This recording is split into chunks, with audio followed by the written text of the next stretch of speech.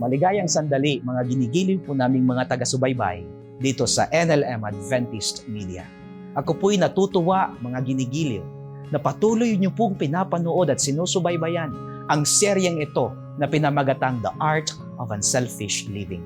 Magpapatuloy po tayo ng pag-aaral. Atin pong hilingan ang presensya ng ating Panginoon. Dakila at mahabagin naming Panginoon. Sa sandaling ito'y muli kaming lumalapit sa iyo. Humihiling po kami ng iyong kabanalan na siyang susuklob sa amin.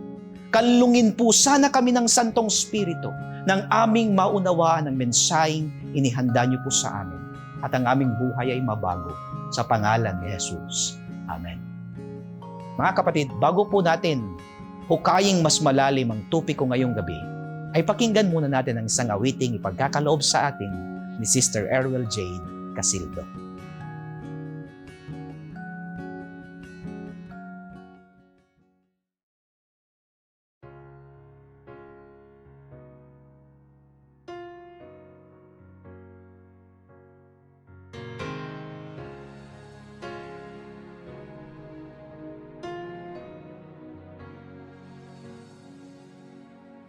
Promised that here would be a counselor.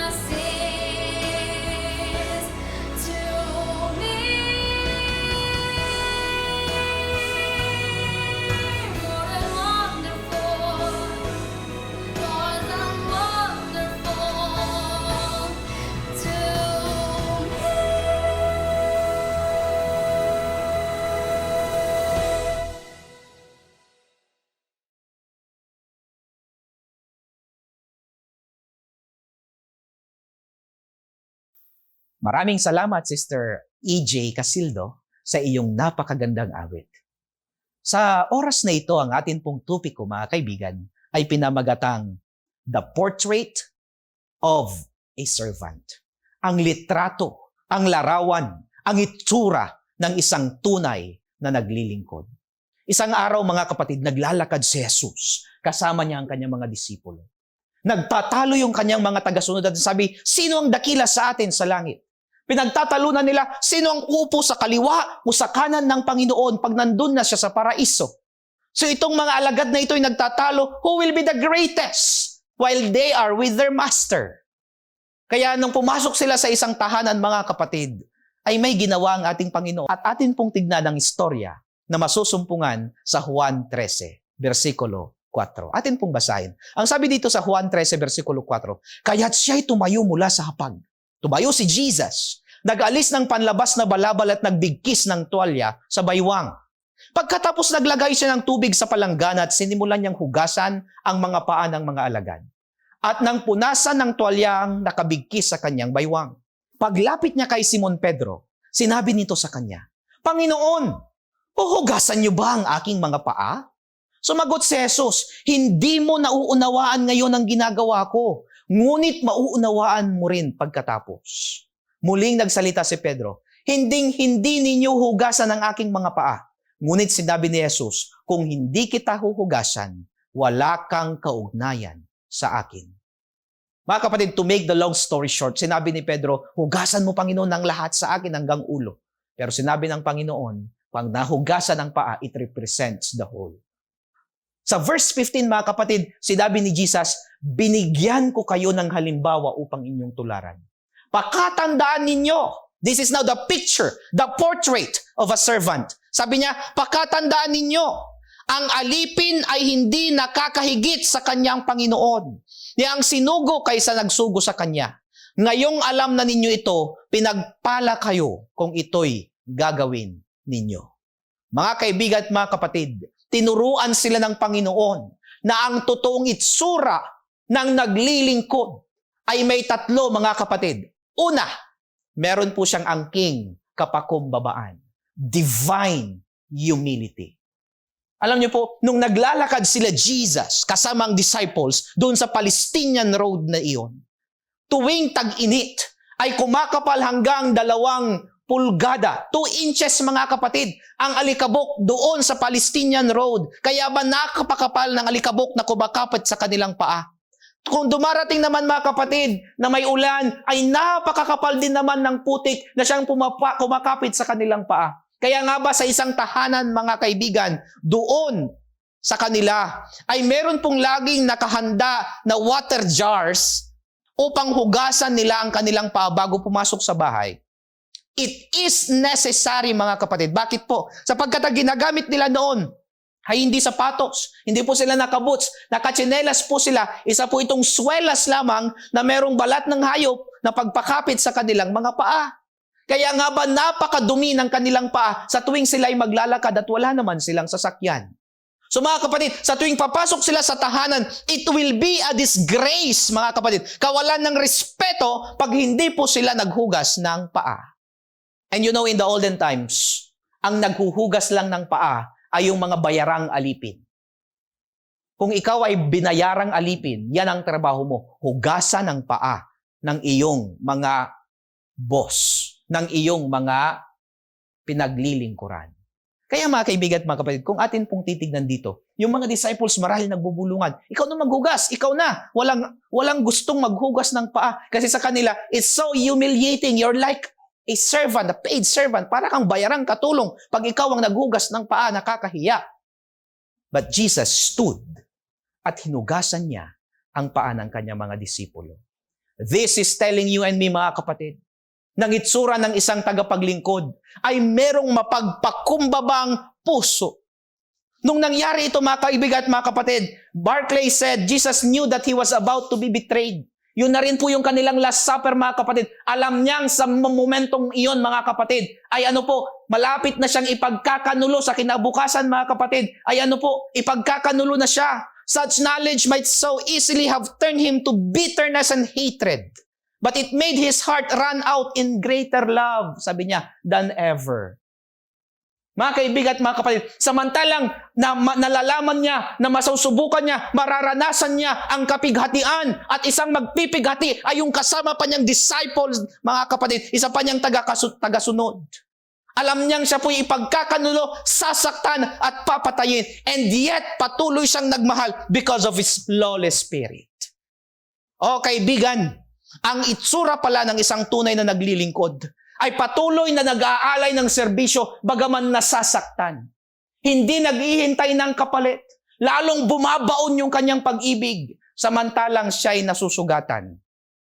Alam niyo mga kapatid, sa ating iglesia o nasaan man kayo, sa inyong trabaho, sa inyong tahanan, hindi po ba napakahirap ang maglingkod lalo na pag iniisip mong masyado ka ng distinguished, mataas, para utus-utusan lang. Ang sabi dito, sometimes men feels that they are too distinguished to do the humble things, too important to do the menial task. Jesus was not so.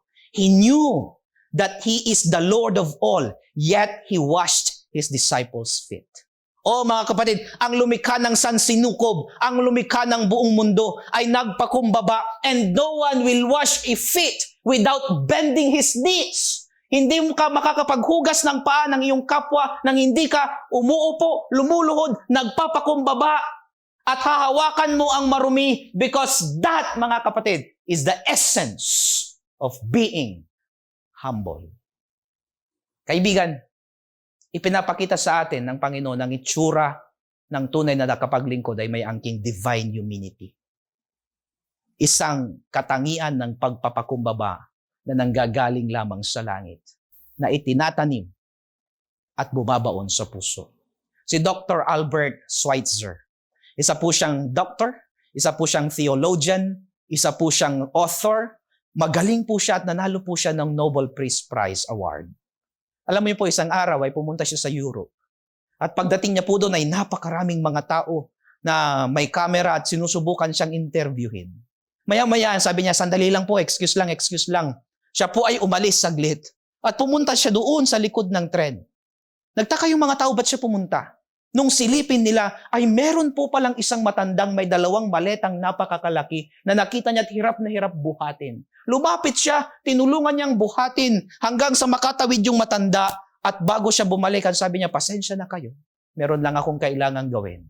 At ang gagawin kong iyon ay ang pagpapakita, mga kaibigan at mga kapatid, ng isang tunay na paglilingkod. O kaibigan, sa oras na ito, meron ka bang nararamdaman sa iyong iglesia?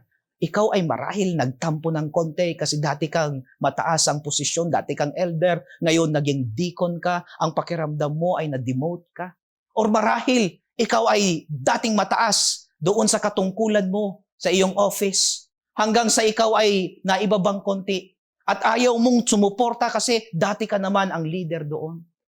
Ikaw ba ay isang manlalaro na dati ikaw ay superstar, ngayon ay nandoon ka na lang sa bench muna at sinasabi mong hindi ka na magpapakita pat hindi mo gagalingan kasi hindi ka naman yung tinatangkilik na ngayon? Kaibigan, may angkin ba tayong kayabangan sa puso natin? Tinuturuan tayo ng Panginoon na tayo po ay maglingkod ng may kapakumbabaan. Oh, when Jesus saw humanity, ang sabi niya, the nearer we are to the suffering humanity, the nearer we are to God. Kaibigan, ang tunay na paglilingkod ay yung pagbibigay ng atensyon at pagmamahal sa mga taong alam mong hindi kayang palitan ang iyong ginagawang paglilingkod. Jesus met the greatest injury.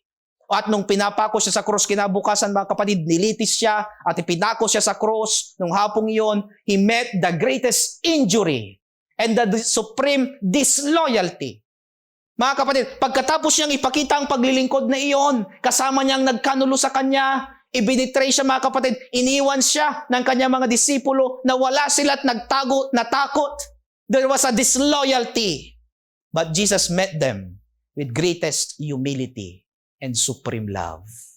Oh, kaibigan, sa paglilingkod, ipinakita ng Panginoon that there will be rejection.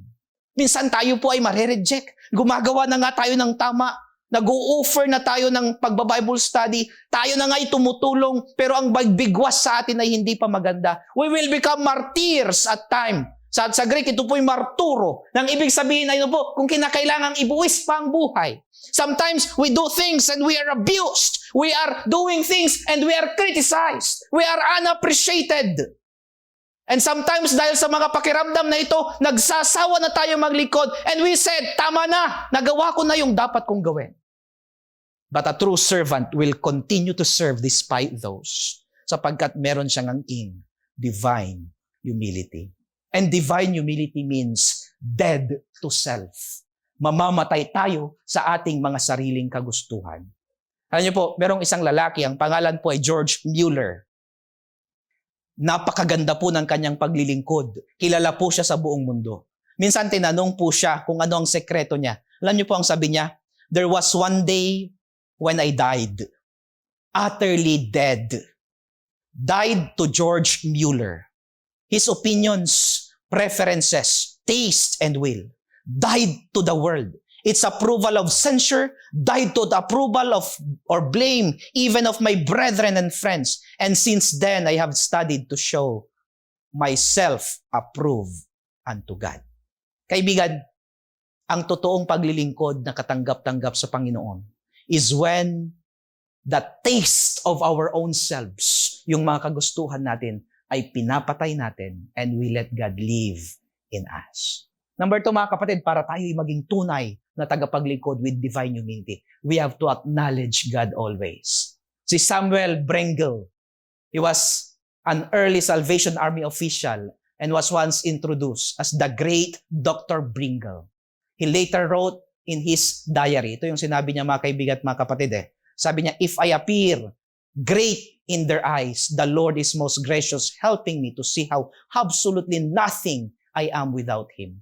O sabi niya, pag nakikita niyo akong dakila, nakikita niyo akong magaling, ang sabi niya, ang nakikita ko naman ay yung sarili ko na walang-wala sapagkat ang Panginoon ang siyang gumagawa sa akin. Hinalintulad niya mga kaibigan, mga kapatid, ang kanyang mga paglilingkod at ang kanyang ginagawa na bilang isang palakol. Ang sabi niya, the axe cannot boast of the trees it has cut down. It could do nothing but for the woodsman. Para akong isang palakol. Ang sabi niya, wala akong magagawa kung hindi ako hahawakan ng nangmamalakol. Wala akong magagawa, ang sabi niya, kung hindi ako hahasain at kung hindi ako gagamitin. Ang sabi niya, nagkakaroon lang ako ng silbi pag ako ay nagpapagamit doon sa namamalakol. Kapatid, nawa ang paglilingkod mo ay walang sa bahid ng kayabangan sapagkat ang portrait ng totoong naglilingkod ay meron pong kapakumbabaan. Next, mga kapatid, na katangian ng naglilingkod na tunay ay saved by grace. Kailangang maunawaan ng bawat naglilingkod. Kailangang matandaan, kailangang maikintal sa puso ng bawat naglilingkod na siya ay naglilingkod sapagkat siya ay according to the portrait, siya po pa mga kapatid ay nailigtas na ng Panginoon. O wag nating iisipin na ginagawa natin yung mabuti para tayo ay maligtas. Sapagkat you can never, hindi natin kailanman magagawa ang tunay na paglilingkod kung ang pakalagay natin, ginagawa natin yon para tayo maligtas. We need to remember that no one is saved by serving. We are saved to serve, but we are not saved by serving. Tandaan natin mga kapatid, na ang larawan ng tunay na naglilingkod ay yung mga larawang nakaramdam ng pagliligtas ni Kristo. Sa tuwing nauunawaan mong kay niligtas niya, namatay siya para sa atin, that's the only way. Yan lamang yung tanging panahon na ikaw ay tunay nga na naglingkod. For it is by grace you have been saved through faith. And this is not from yourselves. It is a gift of God, not by works, so that no one could boast. Mga kaibigan at mga kapatid, sinasabi ng tekstong ito sa Efeso 2, versikulo 8 at 9, na tayo ay naglilingkod sapagkat tayo ay nailigtas na. Alam niyo po, sa mga tagapagkitig natin, nung sinabi ni Jesus na huhugasan yung kanyang paa, bago papasok dun sa bahay, ay huhugasan po yung paa. Before we enter into a service, we've got to experience God's washing. At tumutukoy po ito sa baptisan. O kaibigan, alam po ninyo na sa darating na June 26 at sa darating na July 3 and July 10 ay magkakaroon po ng pagpapasakop sa ating Panginoon. Would you mind to offer your life again to Jesus Christ?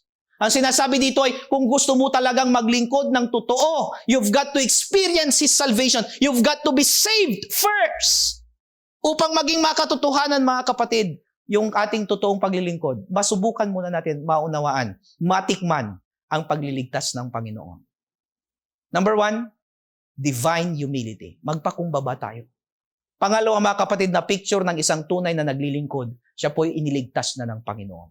At pangatlo, ay meron siyang selfless service. Sa kanyang paglilingkod, ay hinding-hindi niya iniisip ang kanyang sarili. Sa kanyang paglilingkod, mga kaibigan at mga kapatid, ay ang pag-unawa niya sa paglilingkod ay ang pagpuri sa Panginoon at never natatanggapin niya ang papuri.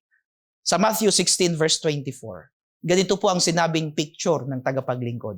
Then Jesus said to His disciples, "If anyone desires to come after me, let him deny himself." Iwanan niya, kalimutan niya ang kanyang sarili. At sabi niya, let him deny himself. Tanggihan niya ang mga ninanais niya. And take up his cross and follow me. Jesus' cross represents shame. Alam niyo po, sa tuwing ang isang tao ay ipapako sa cross that time, bago ka pumasok sa Jerusalem, ay nandoon po yung Golgotha. Nandoon po yung bundok kung saan ipinapako nila yung yung mga makasalanan. And when you are crucified, mga kapatid, walang saplot. You are totally naked. Yung nakikita natin, mga kapatid, conservative po yun sapagkat may saplot doon si Jesus. Pero actually, yung ibinibitay sa cross, tinatanggalan ng damit, and they are totally naked. Upang makita at ipahiya. Then they will suffer, mga kapatid. They will carry that cross, that 30 kilos of cross, mga kapatid. Ilang kilometro nilang bubuhatin. Then they will what? They will receive the penalty. At ang penalty niyan, mga kapatid, ay walang iba kundi ang kamatayan. Ang tunay daw na naglilingkod ay he must carry his cross. The question is, whose cross did Jesus carry when He carried that cross? Alam niyo si Jesus Christ, mga kapatid, wala siyang kasalanan. Hindi siya nagkasala. Kaya hindi niya deserve yung cross. Pero binuhat niya yung cross. Bakit niya binuhat yung cross? Wala naman siyang kasalanan. Sapagkat ang cross na yon ay hindi niya cross, kundi cross mo at cross ko, mga kapatid. Iyon pong cross na iyon, mga kapatid, ay bigatin na binuhat ni Jesus para sa iyo at para sa akin. Kaya nung ang sabi niyang, buhatin mo din yung cross mo. Ang ibig niyang sabihin ay, huwag mo lang buhatin yung sarili mong paghihirap. Yung cross, mga kapatid, ay ang paghihirap ng iba na inilalagay ng Panginoon sa iyong balikat. At ang sabi niya, anak, kung gusto mong sumunod sa akin sapagkat ako ang portrait, ako ang itsura ng toong paglilingkod. Pag maglilingkod ka, niya, huwag mo lang isipin ang sarili mong kapakanan. You carry also the burden of others. He must not only be resigned to bear what is brought upon him, suffering, shame, and death, which he cannot escape, but be eager to endure it. Meet it with a solemn joy. Be glad that he is counted worthy of it. Yan po yung ating gagawin, mga kapatid. Sa tuwing bubuhat tayo ng cross ng iba, ng pasakit ng iba, sa tuwing maglilingkod tayo sa iba, at atin po yung tanggapin ng may kagalakan. Alam niyo po doon sa Midtown Manhattan, isang church, ang pangalan po ay Holy Cross Parish.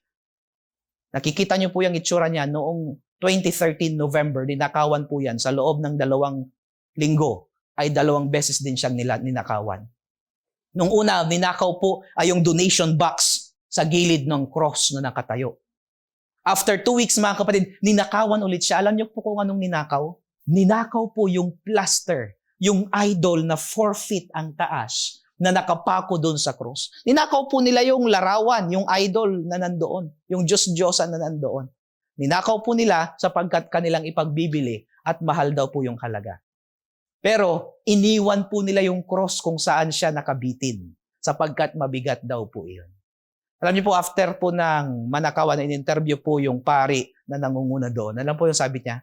Yung magnanakaw, ang gusto lang niyang kunin ay si Kristo, pero ayaw niyang buhatin yung cross ni Kristo. Kaibigan, isa pong magnanakaw, ang nais lang niya ay si Kristo, subalit ayaw niyang pasanin yung paghihirap ng iba. At ang nais lang niya ay yung sarap na makasama si Kristo. Dearly beloved, ang tunay na itsura na naglilingkod sa Panginoon ay hindi lamang nating niyayakap yung kasarapan ng buhay na kasama si Kristo, kundi atin rin pong pinapasan ang paghihirap ng iba sapagkat tayo po ay tunay na lingkod ng ating Panginoon. Si Maximilian Kolbe, isa po siyang Polish na pari.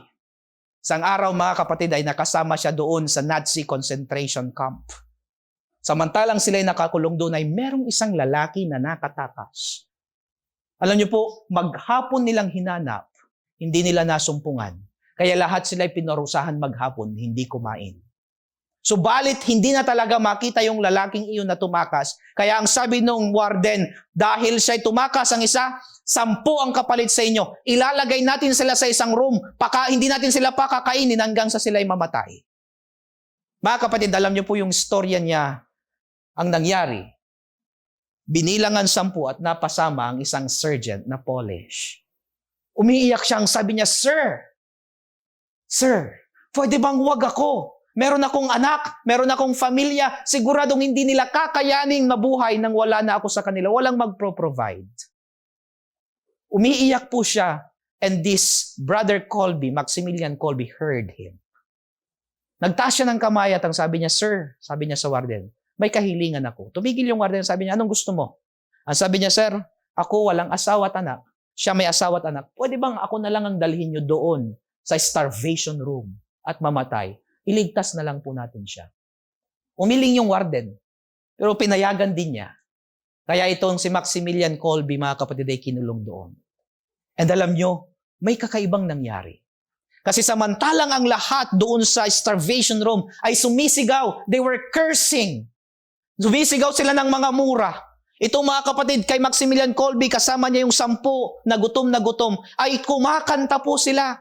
They were singing songs, they were praying, and they seemed so happy. Maya-maya mga kapatid, ay sinilip sila, talagang sila yung maawit. After 2 weeks, mga kapatid, binuksan po nila ilot yun.